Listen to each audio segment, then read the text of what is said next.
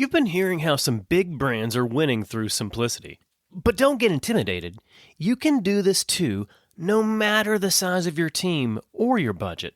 Want to learn the 6 behaviors you can instill to create simple experiences for your customers and your team members? Download a free copy of my Simple Playbook today. It'll help you immediately turn your customer experience around and create an Amazon experience without having an Amazon budget. Grab your copy of my Simple Playbook at mattlyles.com/simpleplaybook. Welcome to the Simple Brand Podcast, the show dedicated to helping you create simple experiences for your customers and for your team members. Each week, we're bringing you amazing interviews with business leaders and authors who will teach you how to differentiate your business with the one thing your customers need the most: simplicity.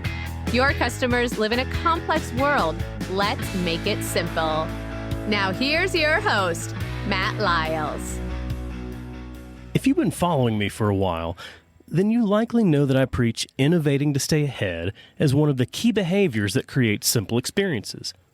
But there's a challenge with innovation. People tend to make innovation much harder than it has to be. Most people think innovation is confusing, complicated, intimidating, complex. People think you need a special degree or training to do innovation right. People think it's something that only elite, natural-born geniuses are capable of. And because of these assumptions, sadly, most people think that they're not innovative. The truth is, consistently coming up with great, innovative, creative ideas isn't a talent you're born with or a skill that takes years to learn. Anyone can do it. But it does help to have a process to understand how to be innovative. And that's why I'm glad to talk with Carla Johnson this week. Carla is one of the top marketing keynote speakers, and she's a best-selling author of multiple books, with her latest book coming out this summer, Rethink Innovation: How the World's Most Prolific Innovators Come Up with Great Ideas That Deliver Extraordinary Outcomes. In Rethink Innovation, Carla teaches how to make innovation everyone's business. In fact, she's got a goal to teach 1 million people how to become innovative thinkers by 2025. And today, you get to be one of those people. So here it is, my interview with Carla Johnson. Hi, Carla. How are you doing today? I'm doing great, Matt. Thank you so much for inviting me today. Well, thanks for being here. And of course, we're here because you have spent a multi-year process researching and working on your latest book, Rethink Innovation. Congratulations. Thank you. Yes, I feel like the launch is its own anniversary celebration in itself. It's been a long journey, but one that was well worth being patient. I will say that. Well worth being patient. Understood. And if you can treat your book launch as a celebration, because I know that there's a lot of work that goes just into the launching of the book. So if you're able to treat it as a celebration, then congrats for that too. Thanks. Yeah, you're not kidding. There's all the blood, sweat, and tears that goes into writing the book itself. And then it's its own other completely different category into launching it. That's for sure. It is, but I'm excited to see it come out. But tell me, what drove you to actually going through this process of researching innovation and writing the book? It was interesting. In 5 years ago this month, actually, Robert Rose and I released a book together called Experiences, the Seventh Era of Marketing. Right. And one of the things that I noticed seemed to consistently come up in conversations about that book is that they loved the whole idea of creating the story-driven experience and understanding the content creation management framework that we present in that book. But one of the things that still seemed to be a stickler for people was, how can I actually come up with an idea that is different, unique, doesn't feel like a copycat of another brand, or, doesn't feel like a rehash of something that we've already done 10 times. How do I come up with an idea that's new and fresh to put through that system? And it was really fascinating the more I paid attention to this, the number of people who didn't identify as either being creative thinkers or innovators in anything that they did. And especially, for the time 5 years ago, content marketing, I think content marketing itself as an approach to marketing, especially as you elevate it to an approach to business, is incredibly innovative. And so I wanted to look at this disconnect between what it is people believe about innovation and ideas and how they come up with them, their role in them, how we execute them, and the people who consistently, and consistently over like decades, produce this kind of amazing work that we all hold up as, as the icons of creativity and innovation. And really understand, is what these iconic innovators do, is it something that can be broken down and taught so that somebody else can do it and then scale it in another environment? So that was really the big question that I sought to answer. And it was really fascinating in these last 5 years to be able to dig in and deconstruct these processes and find these commonalities. And for the most part, the people who are I think that we look at as the natural innovators or creative thinkers, it is something that may be a little more innate in them, that comes to them a little bit more naturally, but it's not something at all that the rest of us can't learn. And that was my hope by talking about how we need to rethink innovation is to demystify it a bit and kind of democratize innovation so that everybody can and will identify at least a part of themselves as an innovator, as an innovative thinker, as the creative person in the world, in the room when they have these conversations. I like how you use the term demystify, because I think most people, when they think of the term innovation, I think the general populace has a consistent definition of innovation in mind. And usually it's those people that are innovative and like those people that are locked away in their own little room creating these big technological creations. But how would you define innovation? For me, and because I did also study a lot of definitions of innovation, and it was interesting. I asked the question on LinkedIn to people, how do you define innovation? And, the responses were as wildly diverse as the people and places, that they came from. I just assumed everyone would just say Tesla. Yeah. It's an example, but I think if you said, what is it about Tesla that makes you think that they're innovative? A lot of people can't define it. And you can't identify as something or practice something that you can't define.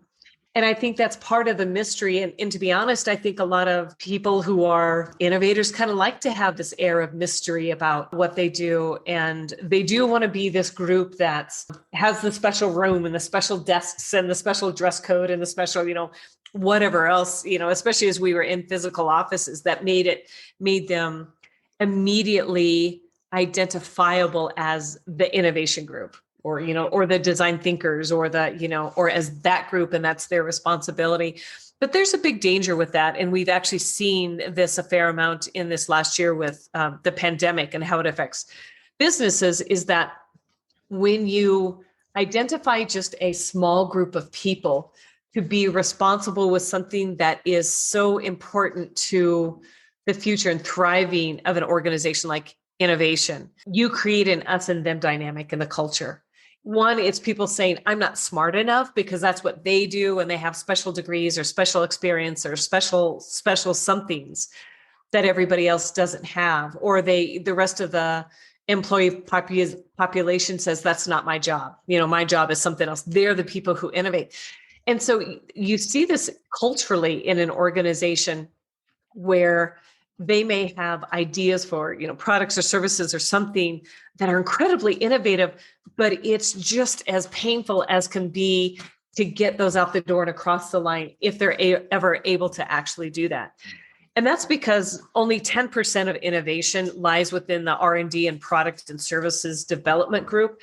It's the other 90% of how you do business that actually proves whether or not you're an innovative organization, whether you have a culture of innovation. And when we think about that in innovation that way, it's an interesting cue to rethink our definition of what innovation is in that way. I define it as consistently, and that's a really important word, coming up with new, great, and reliable ideas. And I have specific definitions, for each of those words. I mean, consistency is the ability to be prolific over a long period of time. And we see that with people like Elon Musk and Steve Jobs and some of these icons that we think of as innovators. But there's a lot of day-to-day people who are like this as well.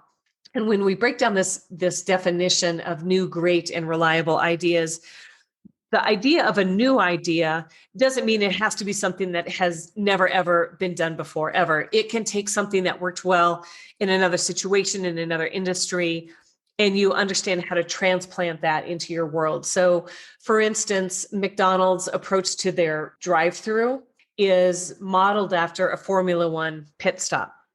We look at the iDrive in BMWs as modeled after a video game. So that's an example of pulling something in that's new to your industry, to your product or service, that is very different and new for what you're doing, but doesn't necessarily mean that it's never been done before in some kind of context. Now, the second definition of a great idea, I'll admit it's more subjective, but it's the kind of thing that makes an idea it gives it that wow factor. And it's what advertising great David Ogilvy describes as the kind that makes you jealous that you didn't think of that idea. It makes the hair stand up in your arm and you're like, oh man, that's so awesome. I wish I would have thought of that. And then that third characteristic is that it has to be a reliable idea. And a reliable idea is one that you actually can execute. And it's one that ultimately affects the bottom line. Now, there's a lot of people that say the easy part of innovation is coming up with the ideas, the hard part's the execution. And I challenge that because I think many times the reason some ideas are so hard to execute is because they aren't great ideas to start with. So when you start to be more discriminating about what you define as an innovative idea, then you can start to see that it does take discipline, rigor, and structure to come up with the ideas, almost to the degree that it does to execute on those ideas. If you're looking at being one of these prolific innovators and being able to identify a specific objective that you're needing to address with these ideas. And I think that's another challenge that we have and something that gives the idea people a bad name is that, all they have to do is throw out ideas, that's no big deal. Well, when you do it right, you actually identify a problem you're solving. You are able to do this on a consistent basis. You have an entire portfolio or, repertoire of ideas. It's not as simple as traditional innovation people make it sound. There is a fair amount of rigor and discipline that goes into that, but it's not something that isn't learnable, that isn't something that you can practice and, ultimately learn and do, whether you're an individual, whether you're a team, or, you're looking to scale this as an entire approach to innovation as a culture inside an organization. When we think of it that way, then how can teams learn how to be innovators? The first thing they need to understand is what are the problems that they're trying to solve. And that's one of the chapters in my book is how to specifically set an objective that's going to solve a specific problem. Because many times the ideas that we have are fuzzy themselves because being able to clearly identify and articulate the problem we're trying to solve is also fuzzy, but if you have clear specifics about what you're needing to accomplish, your likelihood of having clear, specific ideas on how to solve that are much higher. And so that's one thing is to come together and agree as a team. And I see this when I do workshops in this way, is that people come together and we start to talk about, okay, what's the true problem that we have here? And you have, especially as you bring together people from different teams, it could be marketing and IT and finance or HR, whatever the dynamics may be, everybody has their own specific lens on what the problem is. And unless you come together and are very specific, and this is different than like writing a creative brief, because you're looking at the problem you're solving and you also start to identify, okay, what are some of the constraints that ultimately we have to execute against? It could be budget, it could be time, it could be cultural things, it could be customer expectations or something like that.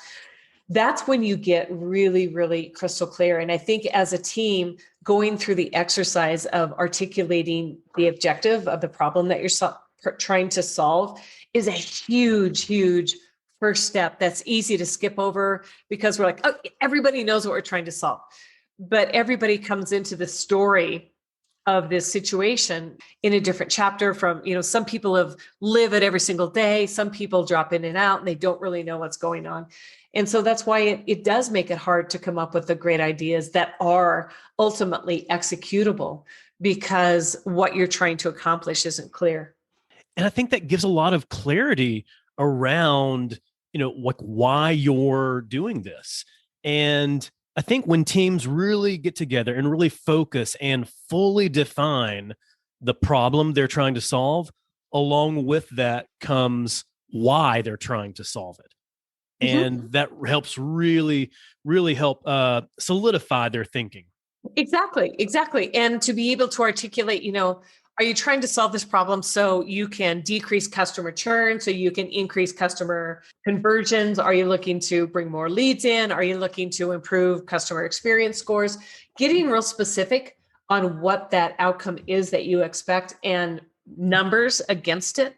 I think that's also why the idea people have a bad rep, because the traditional very left brain R&D people and innovators are like, you just kind of make stuff up as you go along. Like it's not really a thing you do, but there is, even in a traditional creative process, there's a lot of rigor that goes into doing it correctly. And when you do this as a team, one thing that you understand then, if you're involved in it from the idea generation through execution process, is that you start to understand how to connect the dots between things that are going on in other industries, other parts of the maybe company, other things that inspire you on a day-to-day basis that you observe, and the work that you're doing. And particularly as team dynamics come into play, and people are like, all right, here we go. It's Matt and Carla and the rest of the team. We know whoever talks the loudest is going to get their idea. That's the one we're going to do, or, like Matt's in charge. So we can go through this 8-hour exercise, but we're going to end up doing Matt's idea anyway. It changes the likelihood of that happening. And it gives people a way to start to have passion around some of their ideas because they understand how to connect what it is that they may love about comedy or music or art or mountain biking into the work that they do. And they understand how to connect these dots. And in order to come up with those fresh kind of ideas that, people kept telling me over and over that they struggled with creating. And I think one of the most fun examples that I like to talk about is Tim Washer and the work that he did when he worked at Cisco. And his background is in stand-up comedy. And he was a writer for Amy Poehler on Weekend Update for Saturday Night Live. He wrote for Conan O'Brien, works with Bill Nye, the Science Guy, some of the best of the comedians. But he was able to observe what it is that works so well in a comedy situation for immediately building a very strong relationship and feeling of rapport and relate those characteristics. It's not necessarily about making people laugh out loud, but it's about getting them to put their emotional walls down. It's about talking about things that matter to them in a more human and emotional way. So he was able to take some of those characteristics that he distilled from what he observed in comedy and relate those into the work that he was doing at Cisco, and use that as the fertile ground to start generating ideas. And when you do that, you come to the work from a whole different frame of mind that feels fresh and different and exciting. And especially if teams go through these observation exercises together or draw on a common experience, even something as simple as going to a coffee shop, it's a way to start to build more team camaraderie, to be able to bring in the different experiences that team members have.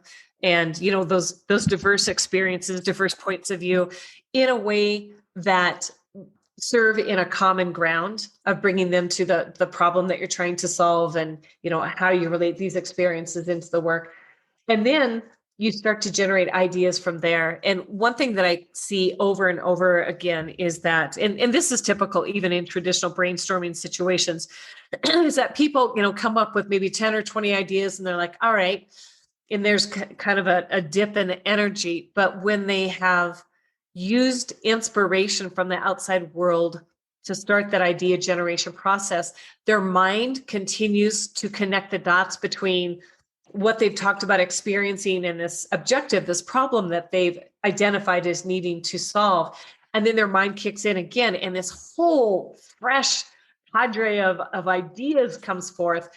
And there's research that shows that you don't truly get to unique and distinct ideas until you've gone through about the first 200. And so if most teams are stopping at 20, and you don't really get to the good stuff until you get to 200. Right. That is why this need to understand how to bring in outside inspiration and put a process, behind doing this and making it something that people can relate to at all levels of the business is so important. Because when traditional innovators try and take those great ideas and run them through the rest of the organization, there's a lot of bureaucracy and roadblocks that come up. But there's just as many problems that need to be solved in order to, execute, to promote the product or service, to hire people in HR, to work on it, to bill for it, all the other elements of a business that still have a lot of problem solving needs and the need to look for opportunities to do things differently.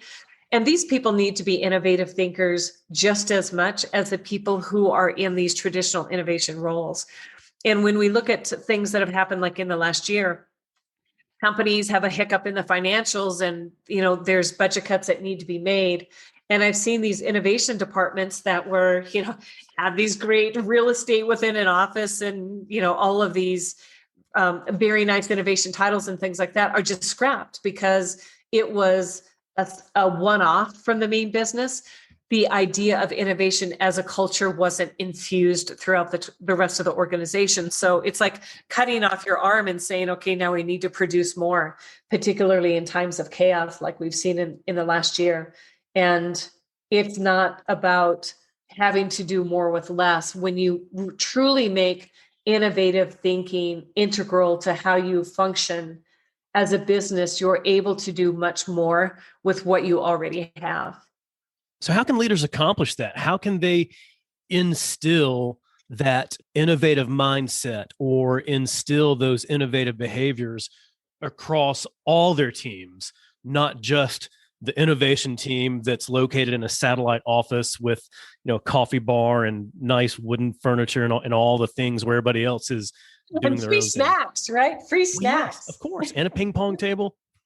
And that's a big thing is that this ability to create I call it a culture of original thinkers, people who rethink what they do in order to do it better. There's a couple of things that need to be in place if you're the executive in charge, whether you're the chief marketing officer, you're the CEO of the entire organization, or HR person who's looking at corporate culture, is that the one thing that I've seen that makes the most innovative companies actually this innovative at high levels consistently, that they're able to sustain this over long periods of time. And I'm talking decades, not just a few years, things like that, a few quarters and financial returns, is that how they approach business is first based on purpose, as in what's the bigger problem and problem we're trying to solve and contribution that we're making to the world around us. And that's why you see companies like Netflix and Google and Zappos and Apple are these iconic, innovative brands, because their very foundational platform is based on purpose. And purpose is not your mission. It's not your vision. It's not some of these other traditional brand platform things. A brand purpose is a very simple, succinct, I say a 6 to 10 word sentence that describes the change, the difference that you're making in the world. So, like for Google, it's organizing the world's information. And that's something that everybody at every level in every organization can understand because it's so simple and so specific and so to the point. Now, it does two things for the entire employee population. One, it gives them a North Star to continually point themselves to.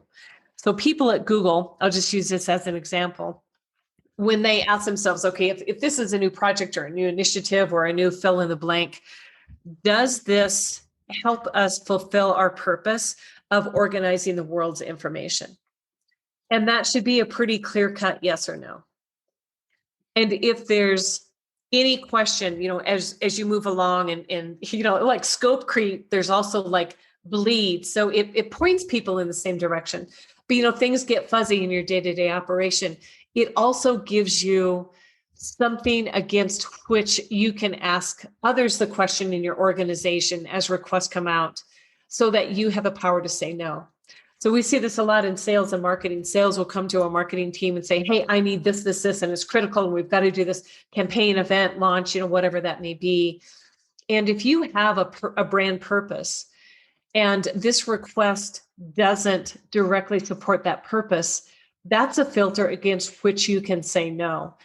And I think that's one of the most empowering or powerful things for a brand is to get people to say no more often to the wrong things so they have the space and capacity to say yes to more of the right things. And I think that's incredibly powerful for a brand. Now, the second thing, it's not enough just to have that brand purpose statement. The next thing is that you have to have the values in place that support the ability to deliver the behavior that delivers on that brand purpose. So if Google, and I don't off the top of my head, I can't tell you Google's values, but I guarantee that what they are, those behaviors ensure that as employees, when you exhibit those, that you're able to deliver on that brand purpose of organizing the world's information. And the values have to be taken incredibly seriously because this is what you need to be able to hire, fire, reward, and reprimand against. You have to believe in that purpose so much that that's how you look at the behavior in when you hire people. Do you believe in these values enough that you would let someone go over it? Do you reward them? Do you say that's not the behavior that we support here, and you need to adjust how you approach things? Because in order to deliver on that innovation, you have to have the purpose and the behavior in place to actually deliver on it. And I tell you, I can't tell. I couldn't give you a percentage, but I'm sure you see it too, Matt. The number of people who one of their values is innovation. And it's also probably neck and neck with the number of times I say that's not how we do things here. Of course. So you can have it as a value, but unless you have the protocols in place to, hire, fire, reward, and reprimand based on it, then you don't truly believe in innovation. And along with those protocols, I think it plays into your decision-making as well, all your decision-making. And I love how you describe it as those companies that are really purpose-driven, because that helps everybody from the C-suite all the way to the front line to have clarity on what they need to deliver, but also on how they need to deliver it. Yeah, absolutely. And I think there's one of the stories that Simon Sinek talks about when it comes to that purpose, or as he phrases it, your why. There's a big difference between companies who approach their work from a purpose-driven standpoint and those that don't. And because of that, companies who perform in more innovative ways, in a way that innovation is infused throughout their culture, and those that aren't. So if you look at Apple and their drive for simplicity and how they talk about teaching people to think differently and looking at the world from a different perspective, it's very easy for them to then expand into things. They started out in computers and they could do phones and tablets. And, I look at how much I've got Apple creep in my life, and because it's natural, because all of these new product launches then support this brand purpose. But then Dell had noticed that Apple was, a computer company that moved into the music industry, and they tried to do the same, and they failed miserably because they didn't talk about what they were doing from the point of view of a purpose. It was more like a brand tagline. It was a brand platform, and it was a mission and a vision. And so the ability to execute in more innovative ways isn't there because your customer base, your audience, doesn't see you in that light. And so that's why a company like an Apple can move into so many different things that it has, and an Amazon and a Netflix, is because when you speak to this bigger umbrella of what you're delivering to the world, then it gives you a lot of leeway for creative thinking that you don't have if you're not speaking about the work that you do from purpose. Does that make sense? It does. And I'm thinking of it this way. It's that those brands that you talked about, those brands that are really successful, they also focus more on the overall customer experience and not just the product offering. It's focusing on the full experience, not the offerings, not the tactics. Exactly. So if you look, like one of the things I love about Apple is how, like when I buy a laptop, the box, there's no extra space and it fits into the bag perfectly. Like there's no waste and there's no inefficiency. So their purpose is to empower creative exploration and self-expression. I still have a stack of boxes of all my Apple devices. I don't know why I still keep them. Right. Because in a way, it's part of how you self-express yourself, right? It's nice. It's tidy. It makes me feel good. I can't say that I've ever felt that about a Dell computer, or a lot of other brands, computers or electronics or whatever. And so my heart is with this idea of creative exploration and self-expression. It's not about buying another laptop or the newest phone. And that's that beauty that having and always building your business toward the delivery of that brand purpose. That's why it's so powerful. And that's why you have such fanatic Apple fans who will spend, who will pay over $1,000 for a phone that they could get from another brand that's less expensive. That's why they will sleep outside for 24 hours in line waiting for the new model to come out. I don't know that I've ever heard a story of, people camping outside to buy a new Dell computer. Maybe they have. I sure never did that. It's just not in my newsfeed nearly as often.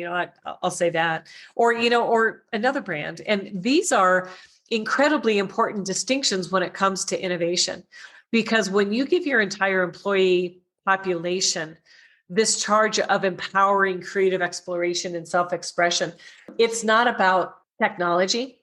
It's not about customer retention. It's not about analytics. It's not about a lot of these super tactical or specific things that brands generally talk about. It's something that every person and a lot of customers of Apple aspire to. It's a world that they want to create. And when you're able to elevate your brand to that level inside a person's mind, at such a heightened emotional level, that just frees people's brains. Like there's actually neuroscience that shows this, frees their brains to consistently do that divergent thinking, to think bigger, broader. How do I empower self-expression? How do I empower creative exploration? And then it converges into, okay, here's my inspiration. Now, how do I go through a process to come up with an idea that solves a specific problem that's new, great, and reliable that we can consistently execute against? And when you have the entire, group of employees understanding that and actually performing in that way, you have an army of people who are thinking more innovatively. You don't have just this 10% isolated group who really needs to have very broad shoulders if they're going to be the innovators who not only come up with ideas for the products and services, but also, in a way are expected to solve all these other problems within an organization. They're human too, and they can only do so much. And when their innovative responsibilities only relate to what a company sells, then there's a whole lot of things that need to be addressed within an organization that just can't, because they can only do so much and everybody else is saying it's not my job or I'm not smart enough. So we've taken innovation, we've democratized it, if that's the right term, democratized it beyond just the innovation team, and have placed it in the hands of those that are providing the customer experience. It sounds like you're saying the innovation should be in those other areas too, like even in accounting and finance and other support areas. Oh, absolutely. And that's one of my goals is by 2025 is to teach 1 million people how to become innovative thinkers. And I love this example. Jeff Perkins, he's the chief marketing and technology officer for Park Mobile. Yes. And he told me the story about, so Park Mobile, for 1 week, twice a year, they shut down and it's an innovation week. And while some of it focuses on new things that they would like to develop for product and service offerings, things like that, he said it's really an opportunity for everybody to get involved in whatever way that they would like. So you have traditional product teams, but then you also have people who say, I'm in HR and I don't really understand how this goes. So I'm going to raise my hand to be a part of this innovation and work on something for a week. So I get an inside view of it and I start to understand it. And you get these eclectic mixes of teams. And it's really interesting because even though some of these people may say, well, I'm not a technical person, I'm not a programmer, I'm not a whatever else it is, they do have opinions.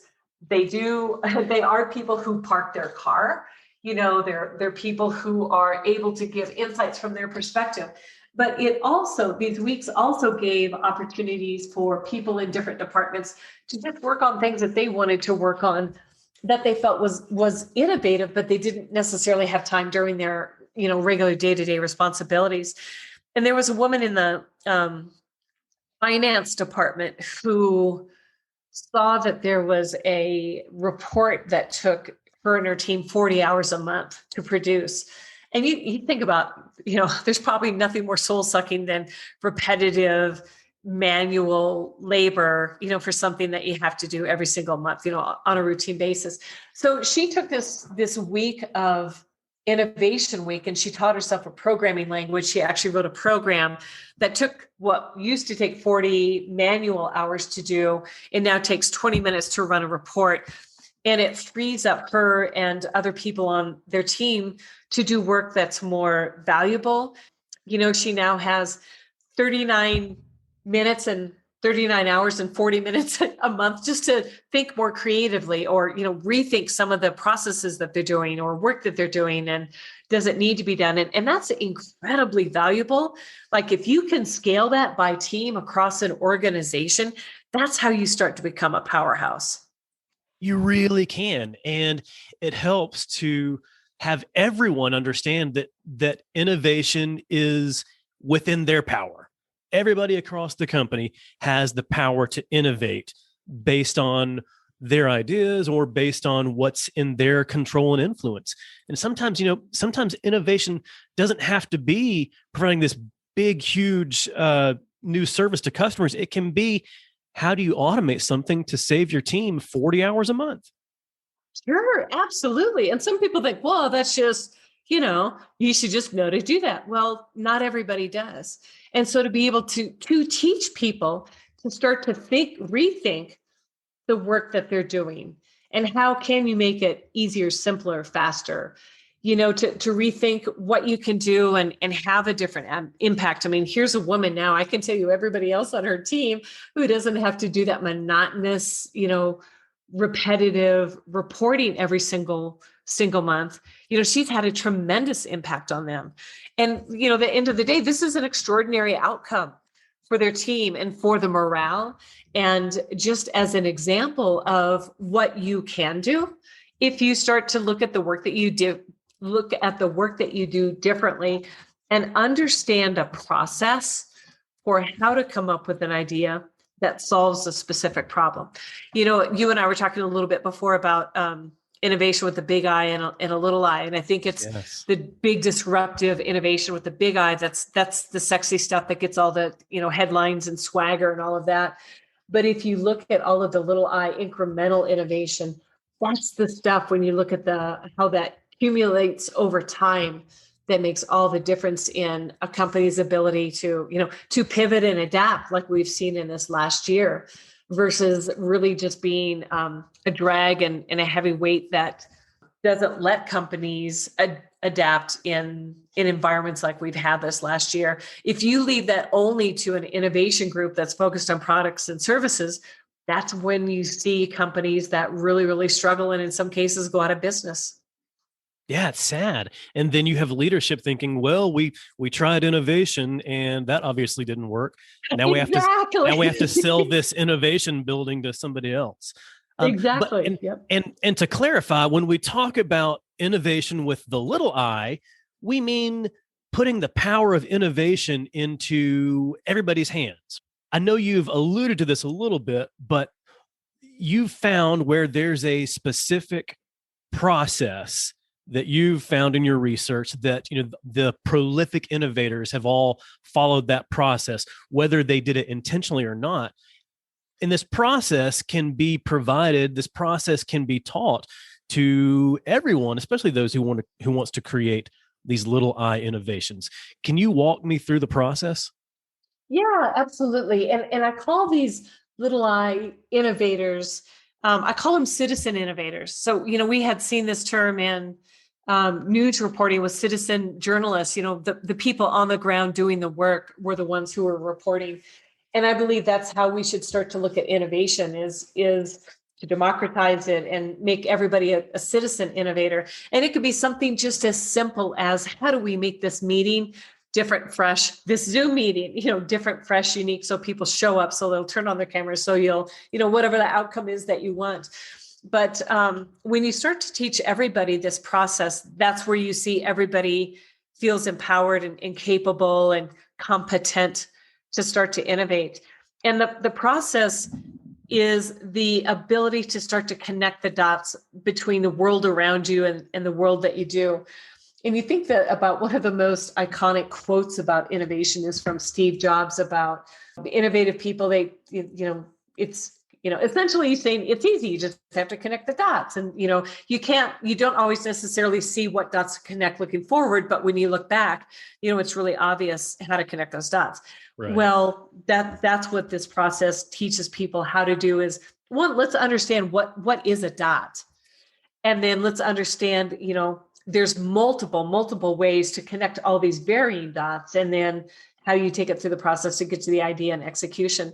So I call it the perpetual innovation process, because the ability to consistently come back and use this process over and over and over again has been the hallmark of the people that I studied that are these prolific, sustainable innovators.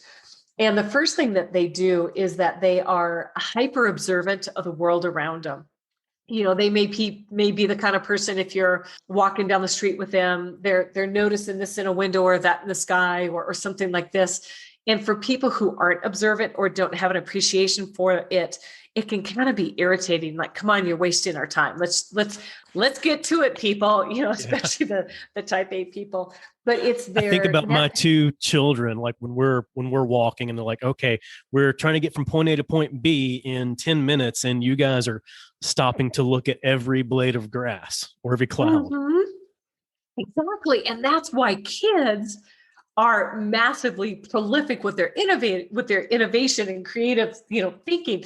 It's just that we kind of have to, structure it a little bit more and guide it as you grow into adulthood. But it's that exact same thing. And there was a study that was done by, I think it was the University of North Dakota, that gave a group of people a challenge, and they said, okay, unexpectedly, you have the day off. How do you spend the day? And the typical answers were, you know what, I'm going to catch up on email. I'll take a nap. I'll go to the gym. I'll get groceries. I'll clean the house, catch up on laundry, things like that. And then for the second group, they said, unexpectedly, you have the day off, but you're 7 years old. how do you spend the day? And it was things like, I'm going to ride my bike. I'm going to go eat all the ice cream I can. I'm going to go see my grandma, very, very different and playful things. And that's why, to your point about going someplace with your kids and it taking forever, as we grow from that age into yours and my age, it's, the educational system, the corporate environment, it teaches and rewards it out of us. And so it teaches us that being that observant, being that playful, being that open to the world around us isn't something that's valued, because that's not what you get rewarded for. However, that's the very foundation of how you become a more innovative thinker, is that you're highly observant to the world around you. Now you see all of these details, you see the blade of grass, you see the bike on the side of the sidewalk, you see the crosswalk flashing, things like that. The next thing that these innovative thinkers do is they're able to find patterns in all of these observations. And it's a genetic thing. Our brain very naturally finds these patterns, but to be able to identify them. And that's the second step. And I call it the ability to distill. So what is everything that we're seeing, and what are the patterns that we're starting to see? So if you think about walking down the street with your kid, it could be patterns around wet things. It could be ice cream. It could be a puddle of water. It could be, their runny nose. It could be, fun things. It could be cold things. It could be green things. There's no rhyme or reason to what those patterns are. But now you start to do the third step, which is relate those or transplant those into the work that you do. And you start to say things like, what could things that are more green, how could that start to relate to the work that I do? Or how could being more playful start to relate to the work that I do? In the instance of Tim Washer and his situation in the comedy club and needing to make a product launch video for Cisco, he said, how can I take these patterns that I've seen in comedy about building instant rapport, getting people to relax, how can I relate that into the work that I do? And it's taking these three first steps and being patient enough to work through them before you get to the idea generation step. And that's the fourth step, to generate ideas. That makes all the difference in the world between something that's the same old thing that we always do, or an idea that may be different, but actually it's just a copy and paste from something somebody else has already done, to make it something that truly is different, fresh, and relevant to the work that you're doing. And then when you get to the final step, the fifth step, to pitch your idea, if you go back and tell the story of your idea using the same steps that you came up with your idea, you've actually created a story journey. And when you're sharing something new that you want to try or test, with this idea, and you start out the story by relating it to something or a situation that people already know and can relate to, you've already lowered the perceived level of risk for that idea, because they can see how it worked in this other situation and they understand the characteristics of why it worked. They see how you've related that into what you're trying to accomplish with your objective. And then that's a foundation for how you generate an idea. It takes away that feeling of risk. And it also, and this is really an important part of pitching an idea, it paints enough of a picture to get them excited, but not so much that you try to answer every question. So then the person you're asking for permission to go ahead with, whether that's a client or a boss or a volunteer or whatever, they help you fill in those blank spots. And so the idea that was your idea now becomes our idea, and it's easier to get support, and then again lowers the perceived risk of moving forward with this idea. And that's a really important thing when we go back to people saying ideas are the easy part, it's executing them that's the hard part, that I think isn't given credit. That's an important part of that idea generation process. I think so. And I think that adds a number of steps that a lot of people don't realize. A lot of people, when they are either brainstorming or trying to come up with an idea, I think they jump right to that idea creation phase, skipping over those first few steps. And it can be difficult. It is. And that's a lot of times when you get into ending up doing the same old thing that you've always done, just maybe a little different lipstick on it. Or you end up copy and pasting something that somebody else did, and it turns out ridiculous. Yeah. And then on the other side, so you talked about that last step, pitching the idea. Now, what if I'm on the other side of that? What if I'm the leader and I'm trying to encourage my people to have more innovative thoughts, innovative ideas, and someone's pitching to me? What can I do as a leader to encourage that process? Oh man, I love that you just asked me that question, because I think it's sometimes I forget to talk about it, and I forget what an important part of this whole process it is. But I'm sure, either you've done it, or, one of your listeners has had it happen. You put together what you feel is a really good idea, and it can address a specific objective, and you go to a client or your boss and you share it. And then you walk away and somebody asks you, how'd it go? And you're like, I don't exactly Mhm. know. To be honest, I don't know. I don't know if they just told me to not do it, or, I don't know. And it's a tremendous responsibility of the person. I call it the catcher. You have the pitch, which is the action. You have the pitcher, who's a person pitching the idea. And then you have the catcher. I never thought to even think of that being the term, but there you go. Yeah, they're the catcher. They're the catcher. And the catcher has such an incredible responsibility that, I'll be honest, is not historically identified and discussed, but is so important. And unless the person pitching the idea walks away from it with a clear understanding of what you liked or didn't like and what to do differently, then you failed as a catcher. And essentially, if you're trying to get your team to step up and deliver more ideas, and they're not, the number one place that I always start is with the feedback that they're giving people who are coming. Because if you go through this situation once or twice, and maybe a third time, and you don't have any idea what the feedback was that you got, you're not going to continue that. You're going to go, yeah, I'm just going to keep doing that other thing I do every day and not worry about it. And that's where innovation falters. Yeah, exactly. And so the two phrases that I say they need to focus on, the first one is, excuse me, what I like. And this can be just as simple as, I like that you have the courage to come to me with this idea. There is always something to encourage. And the reason that matters is because if you're wanting to have people on your team exhibit a behavior, you need to reward that behavior when they do exhibit it.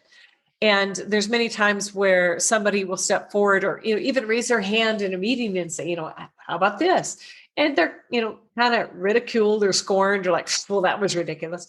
But the fact that they even had the courage to step forward and volunteer an idea, that right there, at the very minimum, is something that needs to be recognized, particularly if you have a culture right now that doesn't have a lot of people stepping up with ideas. That's a culture of people just, you tell me what to go do, and then I'll just go do it. I don't really want to think for myself.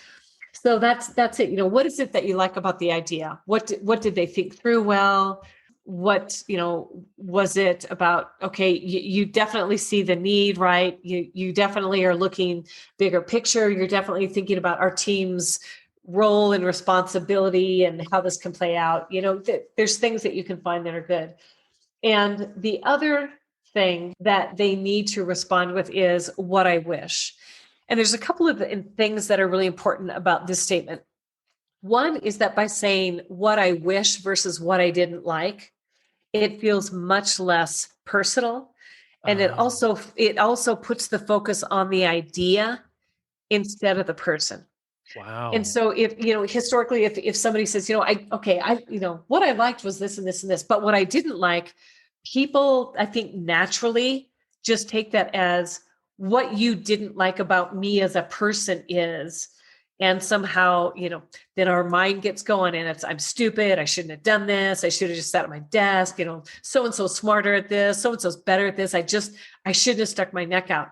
And so what I didn't like creates this conversation in the pitcher's head, a story about all the things that I did wrong. And they don't even hear the feedback then of the catcher. And so when you say what I wish, that really, it takes the perceived judgment of shortcomings of the person coming forth with the idea, it takes the focus off of them and it puts it on the idea. What I wish is that the idea talked more about how we do this and accomplish it in the next 6 months, or how we can do it and still bring HR in to be a part of this, or how we can do it across a broader team, or, a shorter team, or, whatever those things are. And it also gives people specific things to go back to their desk and put forth the effort to improve. And in doing that, the what I like and what I wish scenario, that's how they as leaders show that innovative thinking and conversations happen, that you bring them forth, you talk about them, and then there's another iteration. And when you give people a what I wish list, then it opens up the conversation about, okay, like, how do we start to work on the what I wish, and what are the priorities for them? And, what could we do now versus what needs to be done down the road? And it gives more concrete and tangible things for the pitcher to go back and work on and iterate that idea. Maybe bring in somebody else from a different department who has another skill that can make that idea stronger. So it can help to do some of those things that are important for innovation, like cross-team collaboration, start to break down silos in an organization and things like that. There are two questions that are deceivingly simple, but incredibly powerful and important in the innovation process. They are powerful. And I think they're powerful when the catcher makes them as clear as possible, so that what I wish, that wish list can't be vague. It can't be, well, you just need to make this stronger, or you need to make it pop more. If you're talking about creative, it has to be really clear.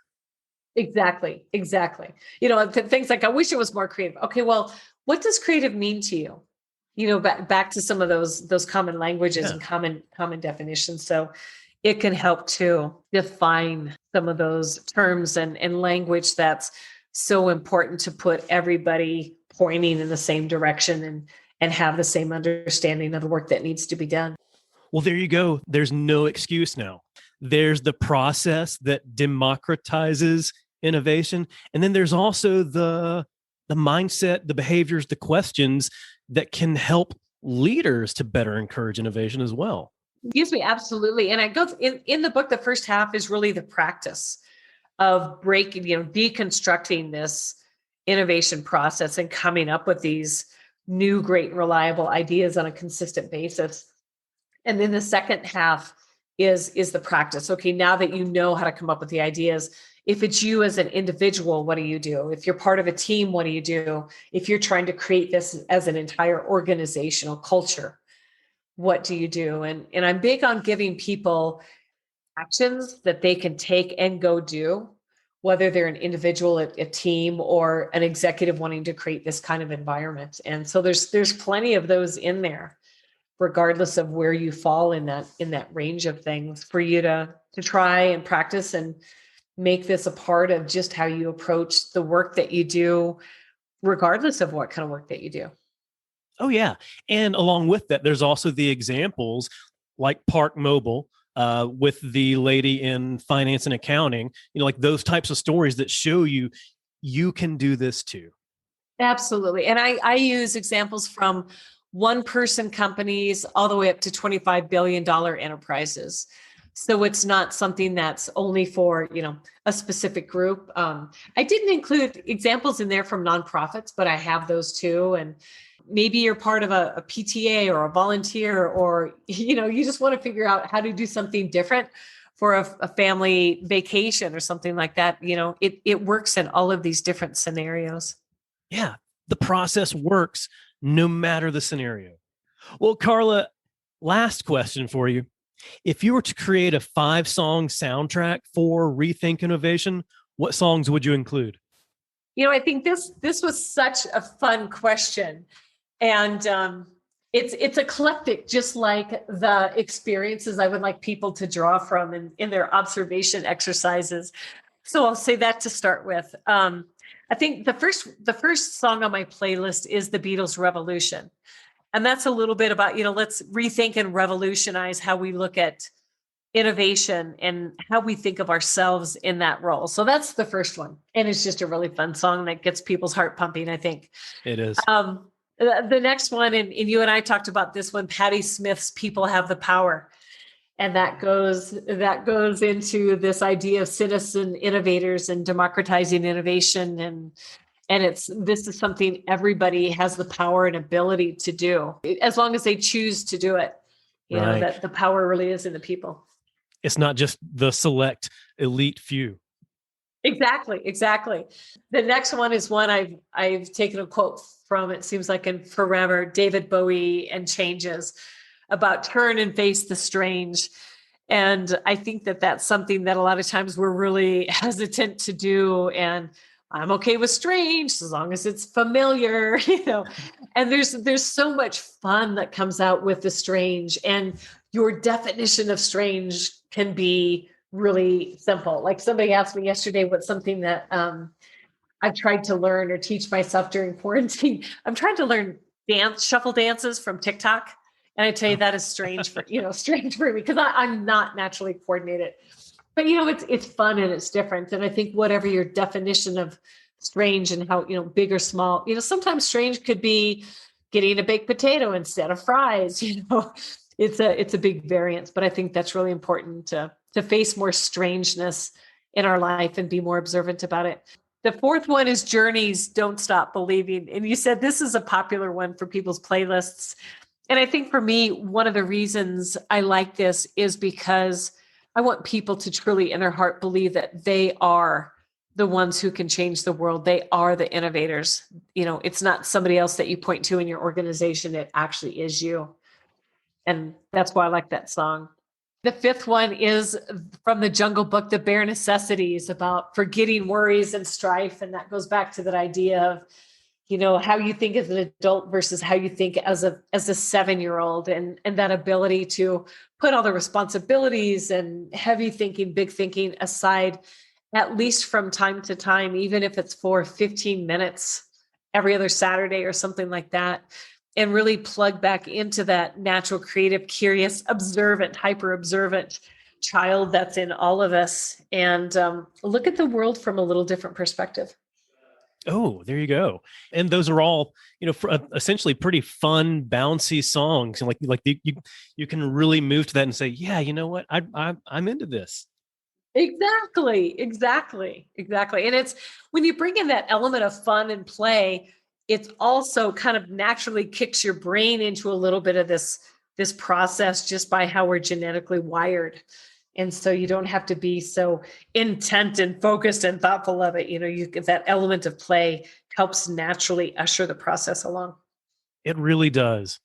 Well, Carla, thank you so much. My goodness, I have learned so much from this conversation, but I know that there's a lot more to learn. So where can people go to learn more about you? To learn more about me, my website is Carla with a C Johnson. carlajohnson.co. There's no M, just CO. And then I'm on LinkedIn and Instagram. I'm a little more playful about some of the things I observe there. And I'm carlajohnson.co there. And then if you'd like to learn more about the book, you can go to carlajohnson.co/rethink book. And there's a lot more detail and information there about the book. Excellent. Thank you so much. Well, Carla, it was great seeing you. Great talking to you. Thank you so much for your time today. Oh, thank you so much, Matt. This has really been a fun conversation. I appreciate you having me on. I hope you enjoyed my discussion with Carla Johnson. So go ahead and pre-order her book, Rethink Innovation. It comes out on June 29th. Or you can buy and start reading the Kindle version today. Once you read it, you and your team can be nimble, passionate, innovative powerhouses that deliver extraordinary outcomes for the long haul. Wow, I'm excited for you. And if you're enjoying the Simple Brand podcast, go ahead and hit that subscribe button. It'll make it a lot simpler for you to get future episodes like the next one featuring Stephen Van Bellingham. Stephen is one of the top customer experience thought leaders in the world, and he's the best-selling author of multiple books, including his latest, The Offer You Can't Refuse. where he teaches how businesses of any size can deliver better experiences through customer-centric thinking. Hey, Forbes named The Offer You Can't Refuse one of the 10 must-read business books in 2020, so you know it's valuable. So go ahead and subscribe. You'll automatically get Steven's episode as soon as it's live. Until then, keep it simple. Thanks for joining us for this episode of the Simple Brand Podcast. Want to make your listening experience simple and automatically receive each new episode? Visit our website, simplebrandpodcast.com, where you can subscribe to the show in iTunes, Spotify, Stitcher, or wherever you listen. If you're finding value from the Simple Brand Podcast, leave us a rating or review. That helps us get the show to the ears of the people who need it most. Be sure to catch Matt right here next week. Same Matt time, same Matt channel. Until then, keep it simple.